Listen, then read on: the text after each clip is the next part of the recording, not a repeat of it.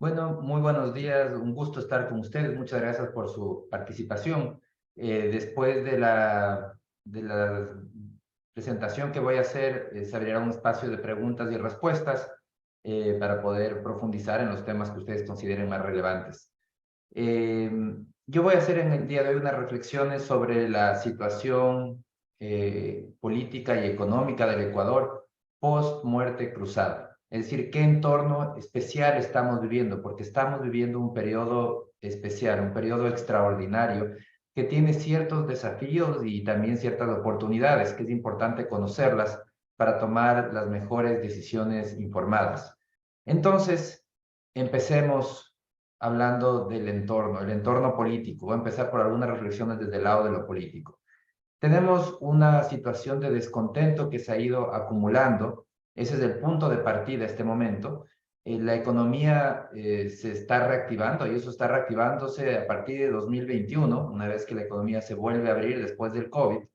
El 2020 fue un año catastrófico, una caída de 7,8% en la producción debido a todas las restricciones que se adoptaron por el COVID, pero a partir de 2021 la economía comienza a recuperarse. Sin embargo, esta recuperación tiene algunas características. La primera es que el PIB todavía no volvería este año a los niveles que tuvo en 2018 y 2019. Es decir, la economía está creciendo, las cosas están cada día mejor, pero recién este año va a tener los niveles del 18 o del 19, lo cual es de por sí absolutamente preocupante, porque estamos hablando que vamos a tener el tamaño de la economía que tuvimos ya hace varios años. Entonces, la economía realmente, si bien se está recuperando, no ha repuntado con fuerza, y ahí hay un gran desafío por el lado del crecimiento económico. Y el segundo tema que lo sienten los ciudadanos viene por el lado del empleo. Los niveles de empleo se mantienen al día de hoy muy por debajo de los niveles pre-COVID o los niveles del fin de la bonanza. La bonanza petrolera se acabó en 2014. Entonces, si comparamos el empleo al día de hoy frente a lo que teníamos en 2014, nos encontramos con que existen alrededor de 500,000 empleos adecuados menos. Y sin embargo, de 2014 a la fecha, cada año se ha incorporado nueva población, nuevos jóvenes al mercado laboral tratando de encontrar un empleo.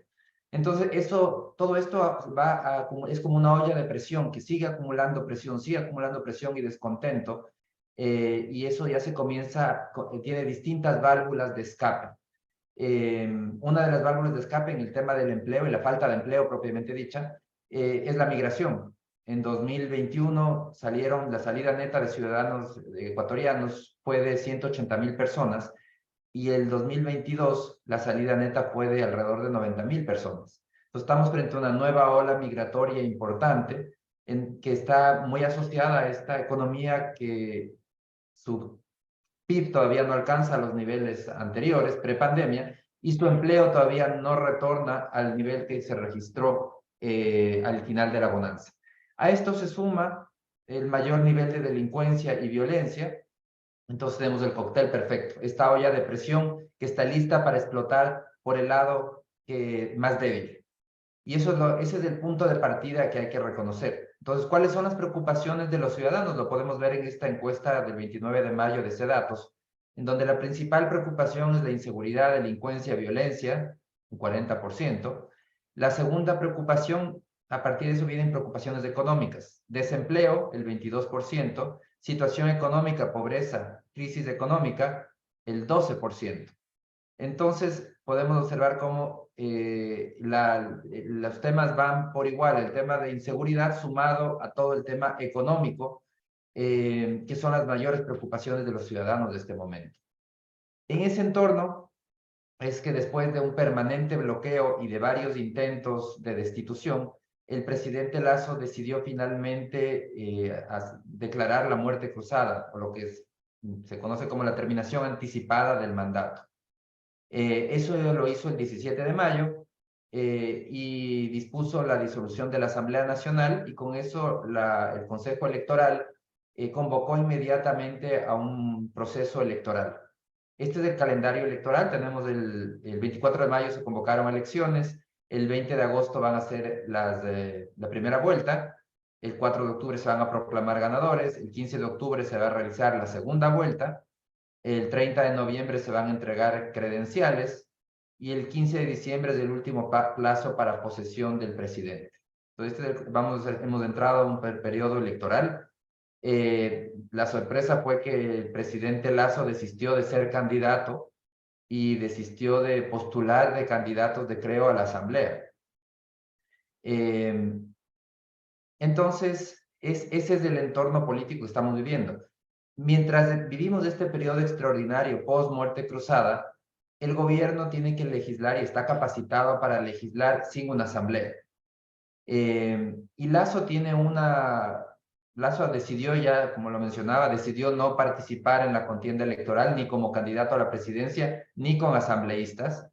Y su objetivo sería aprovechar de este periodo extraordinario para que no tiene esa asamblea que le obstruyó de manera permanente todos sus proyectos, para poder construir un legado en la remodelación de la legislación económica a través de decretos leyes, modernizar la legislación económica, hacerla más atractiva para la inversión privada y pública.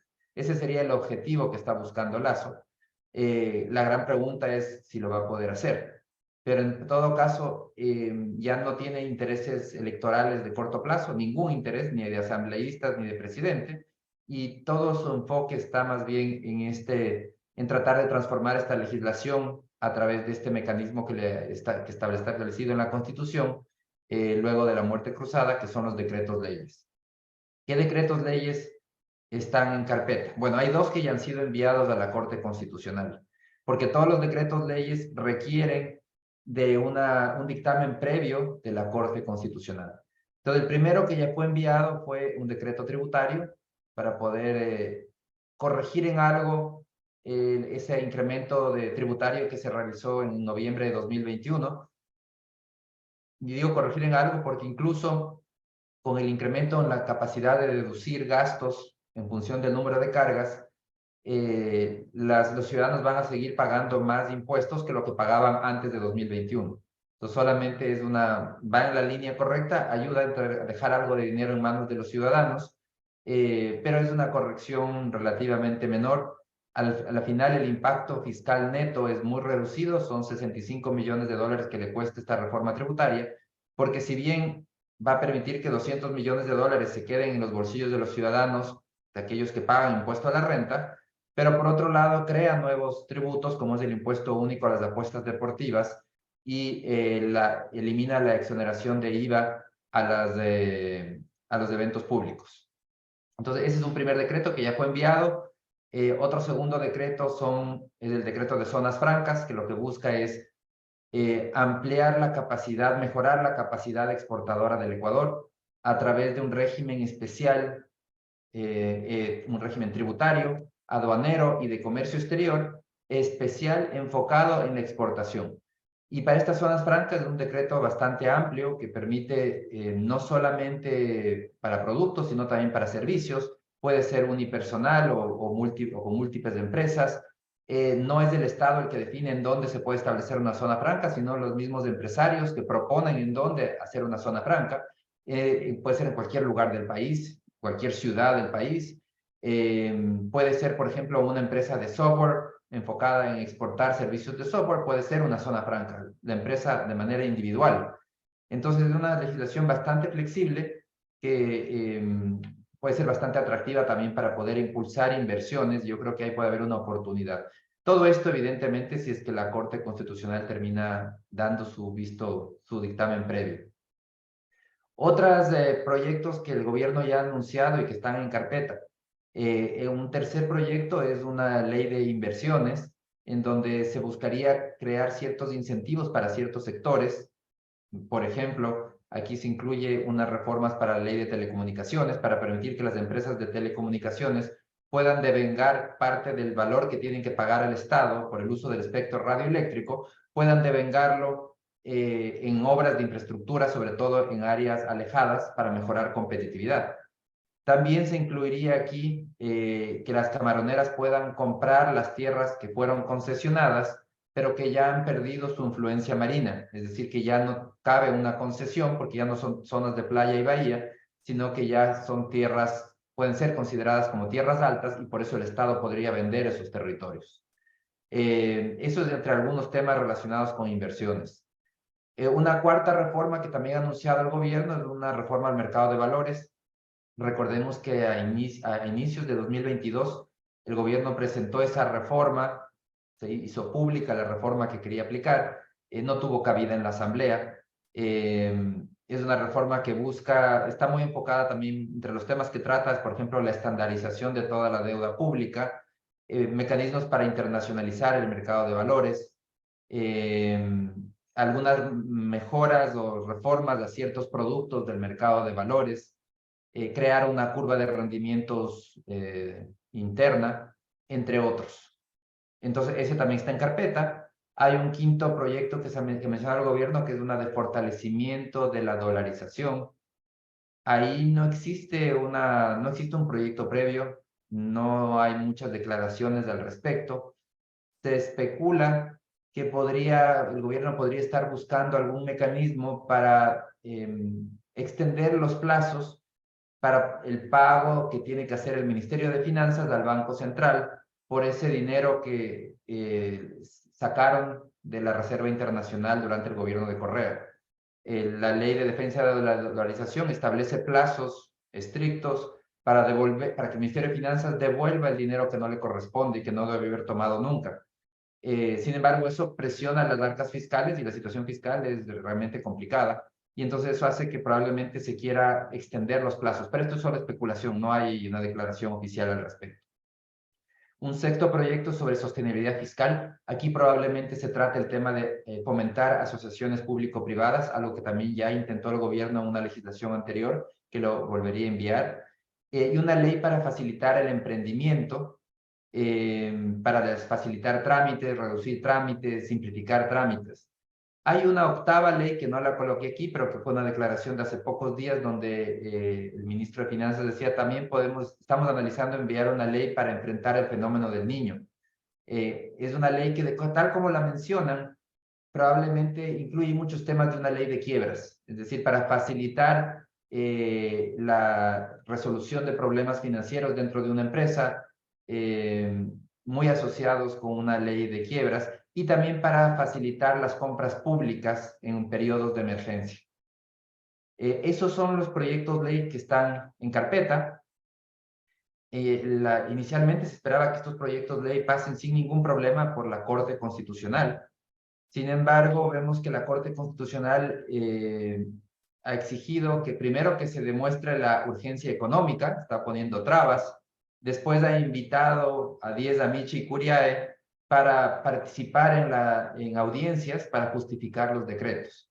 Entonces las cosas no están saliendo tan rápido como se esperaba y hay preocupación porque existe un vacío legal. Los decretos, no está contemplado en la ley, ni en la Constitución, ni en la ley, los plazos para tramitar los decretos ley de urgencia económica. Cuando es un proyecto de ley económico urgente que va a la Asamblea, existe un plazo de 30 días. Cuando es un decreto ley de urgencia económica, no existe plazo. Y esa es la preocupación que existe en el gobierno. En esencia, la Corte Constitucional podría demorarse 2 meses, 3 meses y acabarse el periodo, esta ventana de legislación vía decretos ley sin haber aprobado nada o habiendo aprobado muy poco. Entonces, ¿qué se puede prever en este entorno? Primero, es otro año borrascoso. Legislar por decretos ley no significa que hay puerta abierta o carta blanca para que el gobierno haga lo que le dé la gana. De ninguna manera. El filtro que era la Asamblea y que ahora ya no existe, ahora se transforma en el filtro de la opinión pública. Y las discrepancias que existen en la opinión pública se pueden terminar dirimiendo incluso en las calles. Y eso el gobierno tiene que estar muy consciente. Por otro lado, el control político sigue existiendo.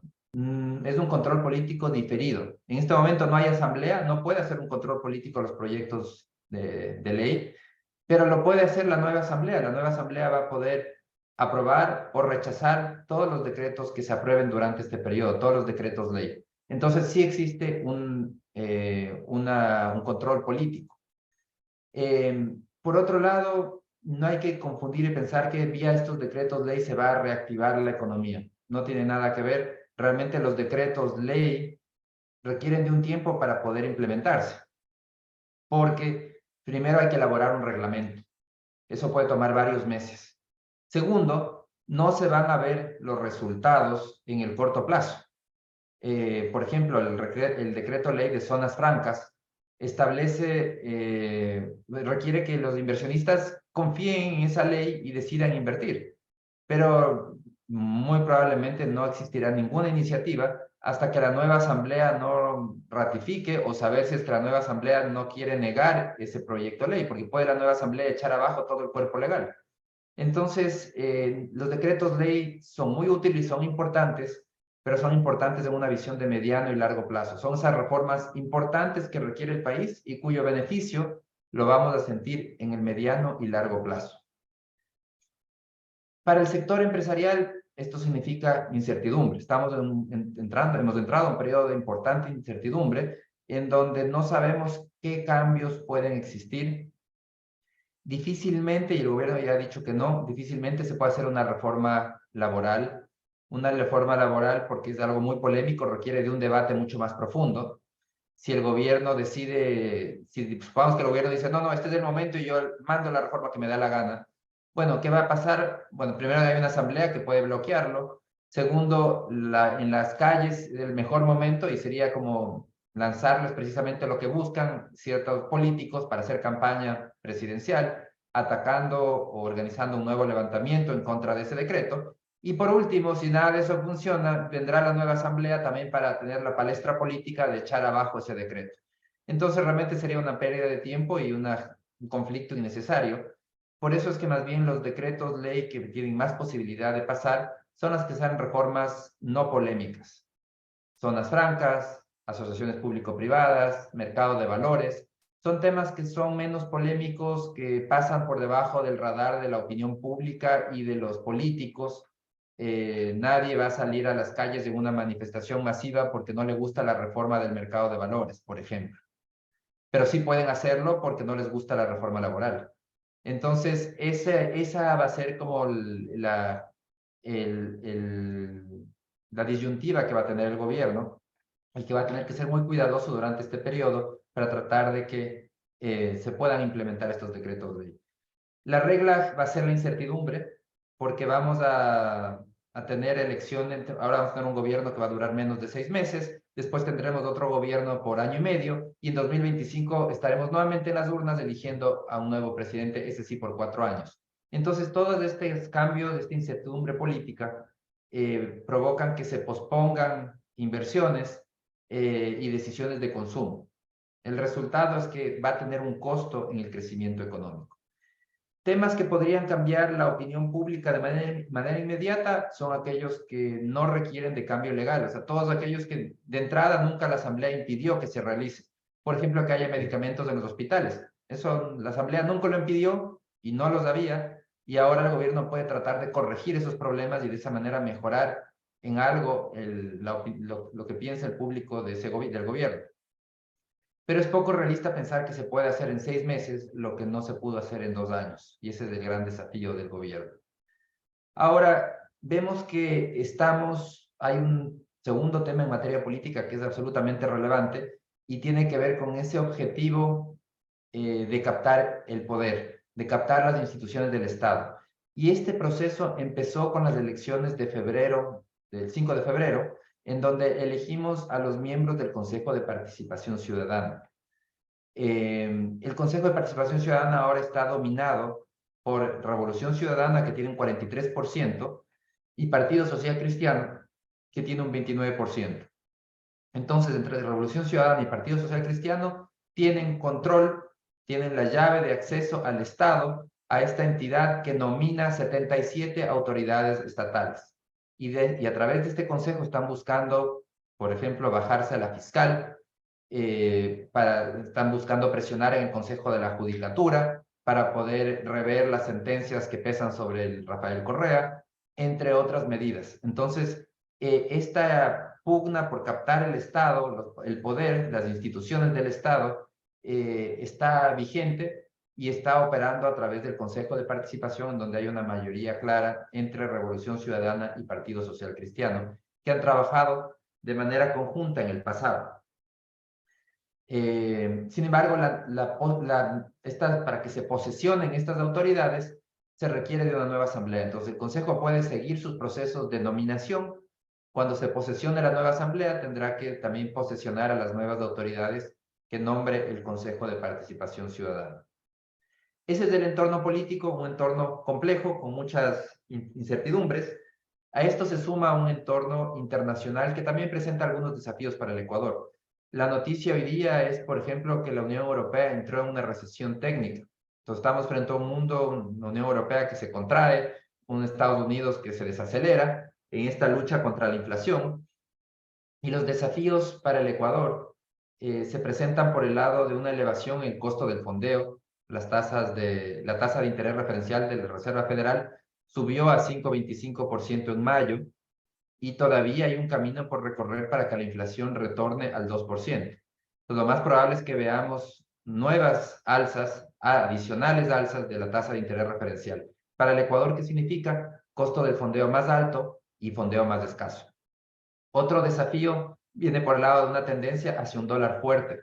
Como Estados Unidos está yendo mucho más rápido en el proceso de combatir la inflación, más rápido que Europa, también se ha fortalecido y la tendencia en líneas generales ha sido hacia un dólar fuerte. Para el Ecuador eso es un desafío porque implica una reducción de competitividad. Y el tercer desafío viene por el lado de la debilidad en la demanda internacional, que la vemos reflejada, por ejemplo, en la evolución del precio del petróleo. El precio del petróleo ha descendido. Las exportaciones ecuatorianas, si bien las exportaciones no petroleras siguen subiendo, pero a un ritmo menor del que lo venían haciendo en el pasado. Entonces hay una desaceleración producto de esa debilidad en la demanda internacional.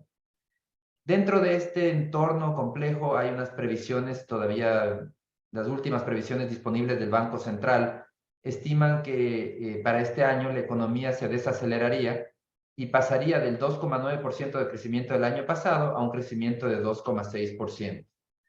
Los bancos internacionales de inversión son menos optimistas, creen que JP Morgan cree que el crecimiento sería 2,5% y Fitch Ratings coloca el crecimiento en 1,6%.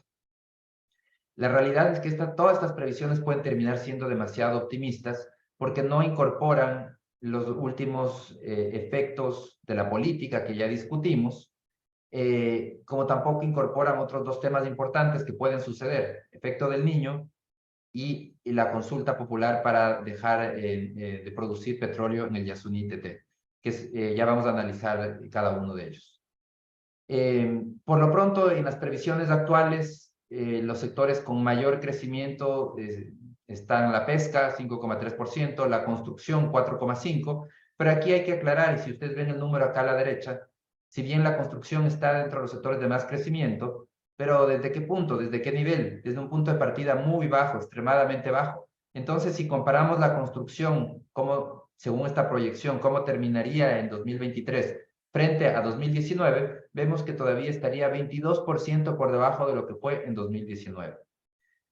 También están dentro de la recuperación, alojamiento y comida, de la refinación de petróleo, entre otros. Petróleo y minas, donde está principalmente minería, porque el petróleo está contrayéndose, pero la minería sigue creciendo.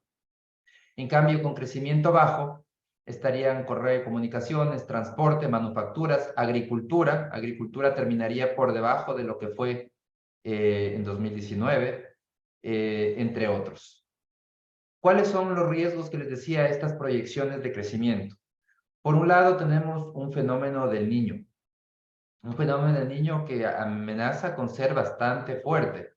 Esta es un comparativo, esta tabla que es un poco extraña, pero es el comparativo de la evolución de los cambios de temperatura registrados en los distintos niños de los que hay registro, de los que se ha llevado con una contabilización. Y este es el niño actual. Entonces, ustedes pueden ver cómo la elevación de la temperatura supera a todos los niños que hemos tenido en el pasado. Hemos tenido la mayor elevación de temperatura. Esto no significa necesariamente que vaya a ser el niño más fuerte, porque vemos también que en el pasado hubo niños que empezaron muy fuertes y se desinflaron en el camino. Entonces, no, esto no significa, como les digo, no es de una comprobación de que así va, de que va a ser el más fuerte de todos, pero por lo pronto, hasta la fecha, está siendo uno de los niños con mayor elevación de temperatura desde que se lleva el registro, desde 1957.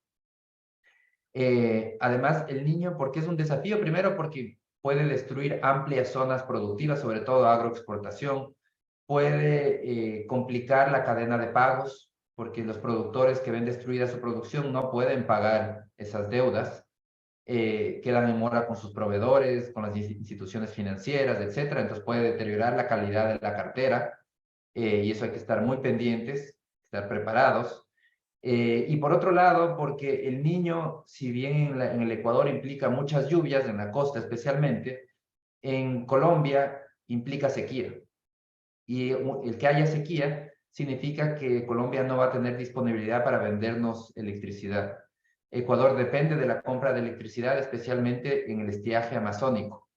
Entonces hay nuevamente los riesgos de apagones de gran magnitud, lo cual también termina contrayendo la actividad económica. Entonces, uno de los desafíos importantes desde el niño y que hay que prepararse. ¿Cómo prepararse? Los agricultores tienen que contratar el seguro agrícola, que es subsidiado por el Estado, es una manera de prepararse. La construcción de infraestructura, de gaviones, de canales para defender carreteras, para limpieza de puentes, etc. El segundo riesgo de gran magnitud al que estamos enfrentados en este periodo es el riesgo del cierre del Yasuní-ITT.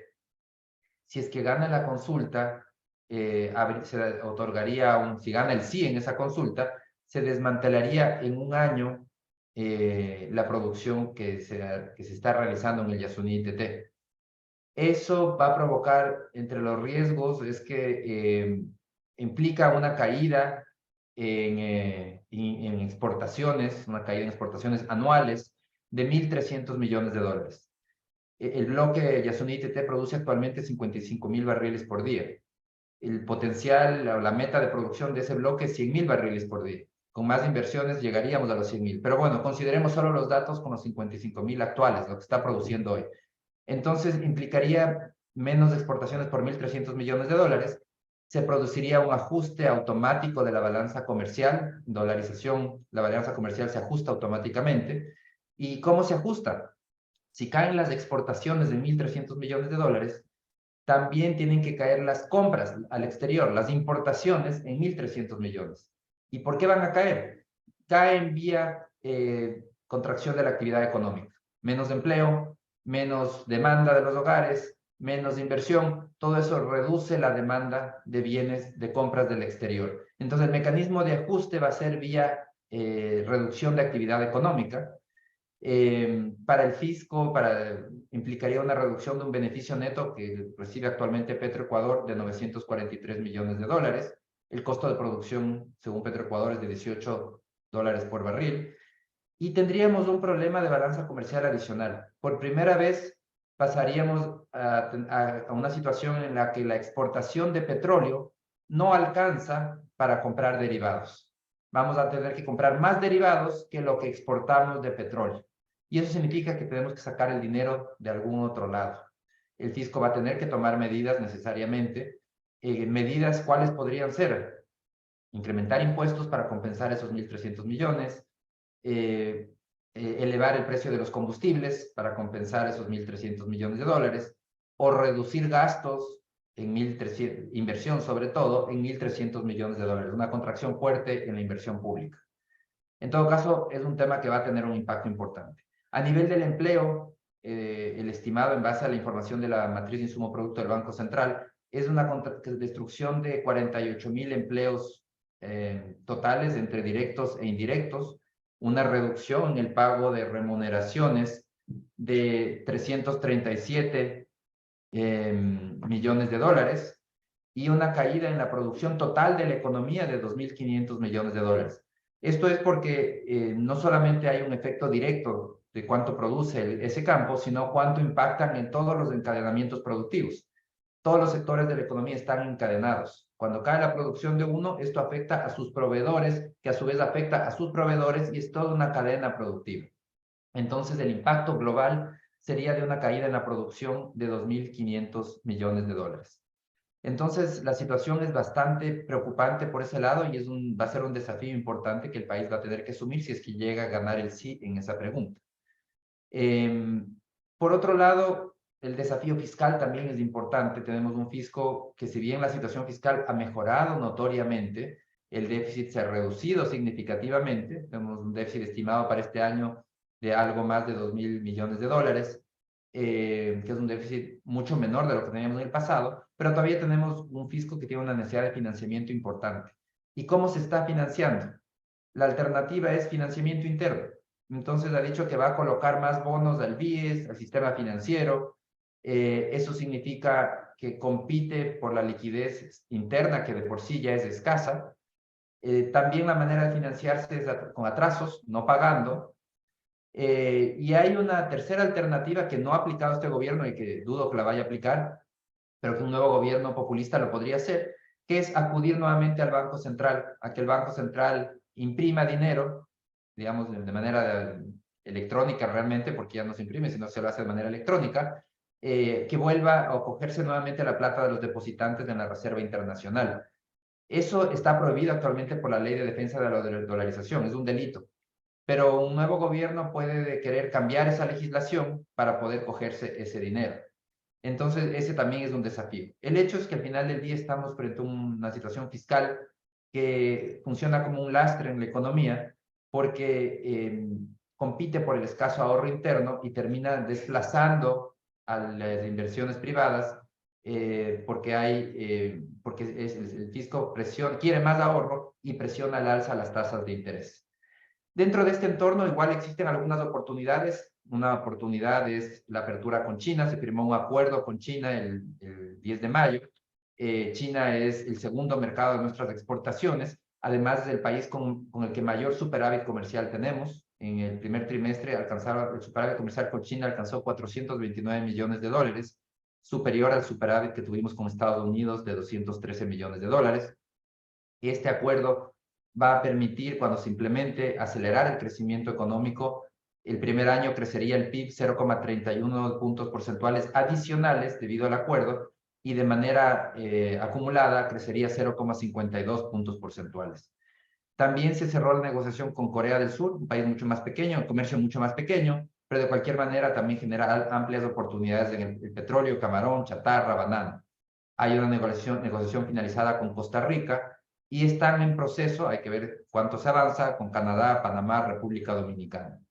Con Estados Unidos, nuestro principal socio comercial, hay una propuesta de senadores norteamericanos de incorporar al Ecuador en la Ley de Recuperación Económica de la Cuenca del Caribe, lo que permitiría reducir aranceles de manera automática a la mitad, lo cual también sería una oportunidad. Y hay sectores también con mucho potencial en el país, como es la minería, que ha crecido aceleradamente, ya es el cuarto producto de exportación del Ecuador en este momento y tiene el potencial para transformarse en el primer producto de exportación en poco tiempo. Esta es la previsión oficial de los nuevos proyectos mineros, cómo entrarían a operar, si es que se cumplen los plazos y si es que no hay trabas administrativas o legales. Y la minería podría ya para 2029 ser el mayor producto de exportación con más de 9.000 millones de dólares anuales. Entonces, resumiendo, vemos que el entorno post-muerte cruzada es un entorno de elevada incertidumbre por el lado político, con algunos desafíos desde el lado económico, pero también con algunas oportunidades. Les agradezco muchísimo por su atención y pasemos a la sección de preguntas y respuestas. Muchísimas gracias, Alberto. Muy interesante, como siempre, la visión y sobre todo nos entregas un resumen bastante masticado de cómo